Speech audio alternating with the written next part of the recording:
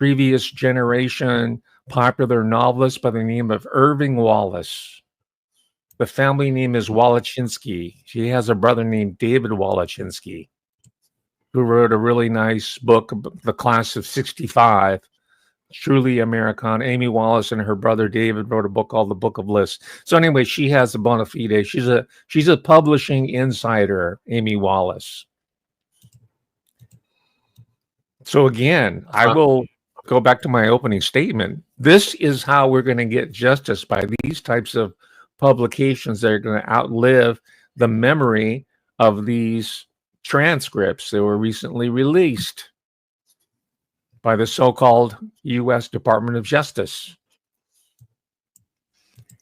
This case is not going to die. Donald Trump's people have to get together and figure out how they're going to get around this issue. This could sink his administration. He will lose whatever moral authority and ethical capital that he's been able to amass over the past several years, primarily based on the fact that the election was stolen from him, and the fact that they took a shot at him once or twice and he survived the assassination attempts. Right? You have our sympathy, Mr. President, for that, but you have to account for all the legitimate questions that are being raised so far as your personal and professional conduct is concerned, because a voice is speaking to the American and the world public from out of the grave. Her name is Virginia Roberts Giuffre. And let me just give people. Let me just give them a bit of detail on the book, please. So, a posthumous and unsparing memoir will be published this fall. Publishing house Alfred Knopf said, "Nobody's Girl: A memoir of surviving abuse and fighting for justice." The release date is scheduled for October the 21st. Publisher confirmed. Virginia had been working on Nobody's Girl with author journalist Amy Wallace and had completed the manuscript for the 400-page book. The publisher's statement includes an email from Virginia to Wallace a few weeks before her death, saying that it was her heartfelt wish the memoir be released regardless of her circumstances. The contents of this book is crucial as it aims to shed light on the systemic failures that allow the tracking of vulnerable individuals across borders, her email read. It is imperative that the truth is understood and that the issues surrounding this topic are addressed, both for the sake of justice and awareness. Well said, Virginia.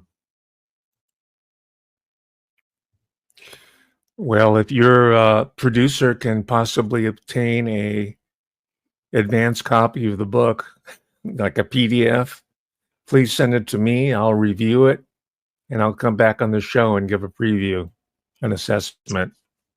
This is going to be an important piece of work. That would be great. Can I just ask you a couple of questions, though, about some of the things that you've said so far? Because you've raised some really important points. I mean, you know, the Epstein case is so old. Who would have seen it put the administration in this position it's in presently?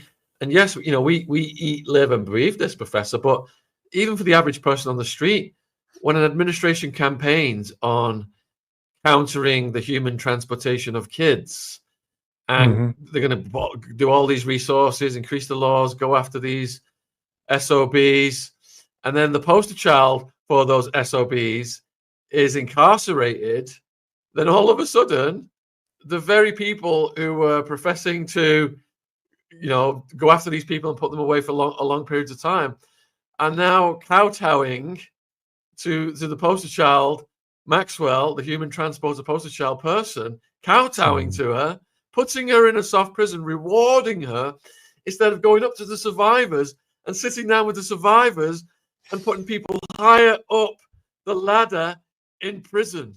I mean, that just is a slap on the face to everybody that supported this administration on the basis they were campaigning to go after these people. And you know, the everyday person on the street they're feeling that same sense of betrayal.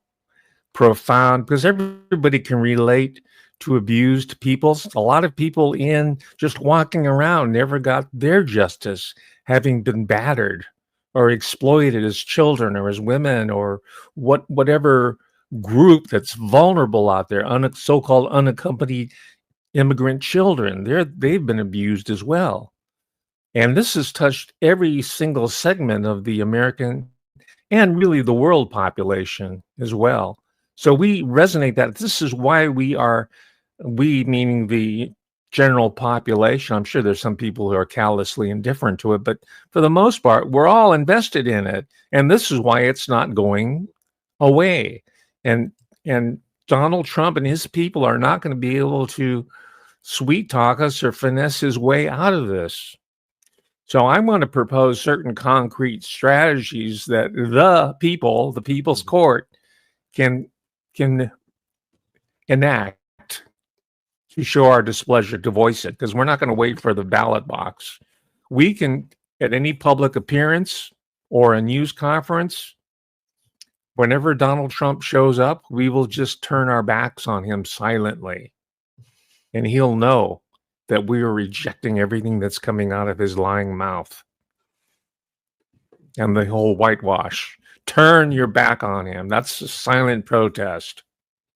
Right. I've already mentioned the fact, okay, you keep publishing and keep doing the cast. This is the information. This is why the case has not died, because of truly independent journalism. And the other part of the process is to look at the criminal justice system itself, especially its adjunct criminology. And this is what I've been doing over the past couple of weeks in my own show. I talked about the cult of academic criminology. Now, criminology in America, and I want to compare notes with you, Sean, whether it's going on in the UK in the same way, but it's been captured by the DEI people, criminology. They're still yucking it up over there. But in the meantime, there's a whole generation of professionals, people who are going to be in the law, in the counseling professions, in law enforcement, legislators at the undergraduate level, taking courses in criminology, which is a hugely, at least in America, expanding major. And what is it all about? It's about supposed systemic racism that should mean that we should get rid of the police and go soft on criminals. And we've seen, this is something that Donald Trump has done for the positive. We've seen in the past week that Washington, D.C., for the first time in a long while, has had a 0 homicide week. Right. And of course, the people on the left, the Democratic Party, they hate that because that's their clientele. So we have to be very careful that while we're holding the president to account, we're not also feeding into MSNBC, who are celebrating this chaos, this sort of civil war within MAGA about what's going on with Donald Trump's promise to release the files, to protect vulnerable populations from exploitation of the S variety and the human, cargo system. He was going to do all that, right? So that's the difficulty that we're facing. But on an individual level, we can express our dissatisfaction by going public with our reservations or criticism about the Trump administration and his minions, from Pam Bondi to Kash Patel to Dan Bongino. They're rank amateurs, all of them. And they might be on the way out, from what I can understand anyway. And just keep putting the information out there and making sense of it, pouring through the transcripts and giving our assessment. Todd Grandy, the whole conversation sounds so pervy to me. It's a little perverted conversation that you might have heard down in Palm Beach, right? At one of these estates a little private conversation amongst themselves, because Todd Grande, being from the boonies, being from Brooklyn Law School, he didn't just go to law school, he went to night school, right? And I'm not disparaging that. More credit to him. He had to come up the hard way. The point I'm making is that he over-identifies with the class of people that he's pretending to bring to justice. He's on their side of the table. And that, in essence, is what the whole bar is about anyway, isn't it? That's why it's called the bar. They're on the other side. David Oscar Marks, Todd Blanche, they're on the other side of the bar. We are on this other. They're not in combat with each other. They're in combat with us. We have to wrap our minds around the realities, right? The realities of Dickens started out as a law clerk himself, right? He knew it as a young man. He got to witness it. He wrote about it. This is not news to anybody who's halfway literate. This is part of our political culture. So we should be mature enough to recognize it when we sing it now in 2025. Especially now when we have the social medias at our disposal to disseminate this information almost immediately. So why are you saying then that the administration is trapped by the Epstein story? Is that because they are all beholden to intelligence? So they've gestured that they're going to do something, but intelligence has come in and said, The simple answer is yes. Donald Trump likes to use this phrase, well, you don't hold the cards, I hold the cards. Well, I'll invoke that phrase to say he doesn't hold the cards. Tel Aviv holds the cards. Bibi Netanyahu holds the cards, right? He's an American agent, by the way, who's masquerading as an Israeli. He went to high school in America. His name's not Netanyahu. He gave himself an Israeli name so he could pass in that capacity, right? So we have some really interesting ethno-religio politics going on here that a lot of media doesn't want to talk about because they want to be accused of prejudice, religio-ethnic prejudice right here. But you have to look at it honestly and see what's really going on here. Right, going back through Robert Maxwell, one of his many identities, we all know his story by now. He belonged to intelligence. Ghislaine Maxwell belonged to intelligence. Jeffrey Epstein belonged to intelligence. They're all part of this same network. And I think the reason why a lot of MAGA types are hanging on to this because it's just the reality that America has been captured and is now a client state of Israel. The great United States is captured.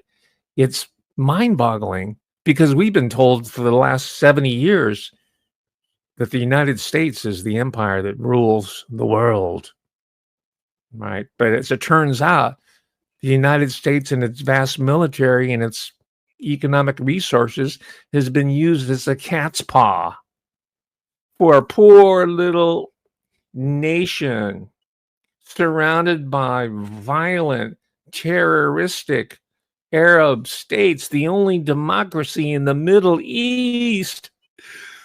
Oh, please.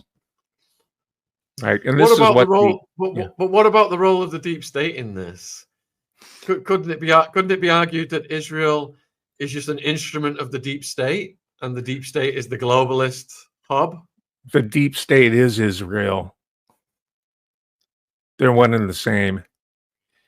And of course, if you mention that, they're going to say, just like you use the term Siyim, I looked it up in the Jewish American lexicon. And if you use the word Siyim, it's supposed to be an anti-Semitic term, like as if it's some giant conspiracy.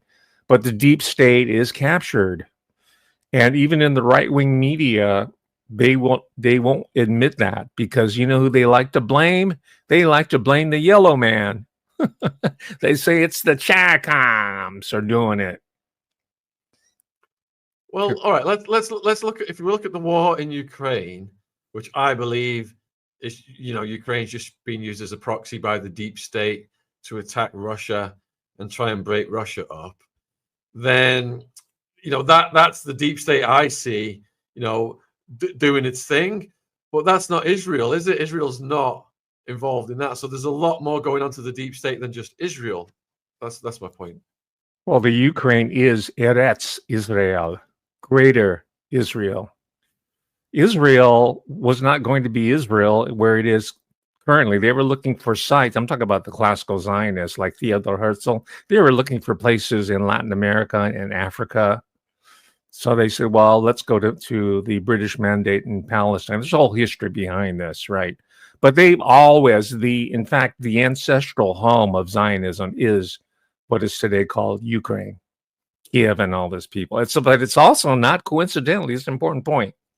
It's not only the homeland, and that's why this war is going on. This should be clear what's going on here in Ukraine, Russia, the United States, Israel, right? It's not just the political homeland of Zionism, Ukraine, right? Kiev, places like this, but it's also the homeland of